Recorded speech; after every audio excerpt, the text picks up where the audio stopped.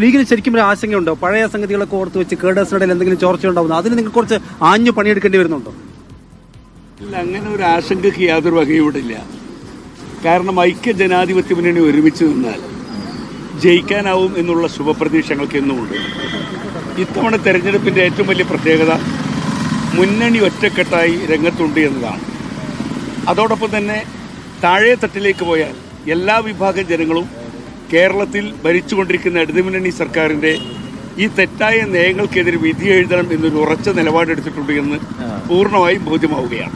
ഒരു കാര്യം ചോദിക്കാമല്ലോ, ഇപ്പോൾ അൻവറിനെ കൂടെ കൂട്ടിയിരുന്നെങ്കിൽ നമുക്ക് റിസ്ക് എലമെന്റ്സ് എല്ലാം ഒഴിവാക്കാറുന്ന ഒരു അഭിപ്രായം പാർട്ടിക്കകത്ത് തന്നെ ഉണ്ടായിരുന്നു. അത് നിങ്ങളുടെ കമ്മിറ്റിയിൽ വരികയും ചെയ്തതാണ്. ആ ആശങ്ക ഇപ്പൊ ശരിക്കും ഉണ്ടോ?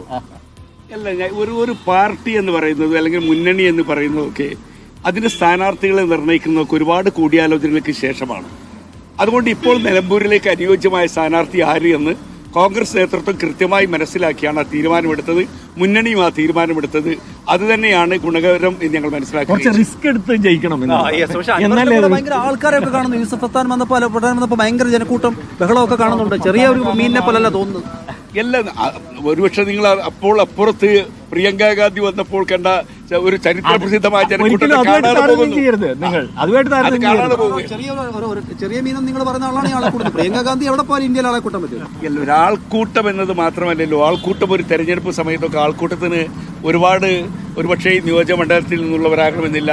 ആൾക്കൂട്ടം ഏത് നിലക്കും കൂടാം. പക്ഷെ അതിനേക്കാളൊക്കെ താഴെ തട്ടിലുള്ള വോട്ടിനെ ആശ്രയിച്ചും ഞങ്ങളൊക്കെ ഈ നിയോജകമണ്ഡലത്തിനകത്ത് താഴെ തട്ടിൽ പോയി വീടുകൾ കയറി ഇറങ്ങി പൾസ് അറിഞ്ഞുകൊണ്ടാണ് പറയുന്നത് ഒരുപക്ഷെ നിലമ്പൂരിന്റെ ചരിത്രം ഒരുപക്ഷം നേടുന്ന ഐക്യ ജനാധിപത്യം വേണ്ടി നേടുന്ന ഒരു തെരഞ്ഞെടുപ്പായി ഇത് മാറും.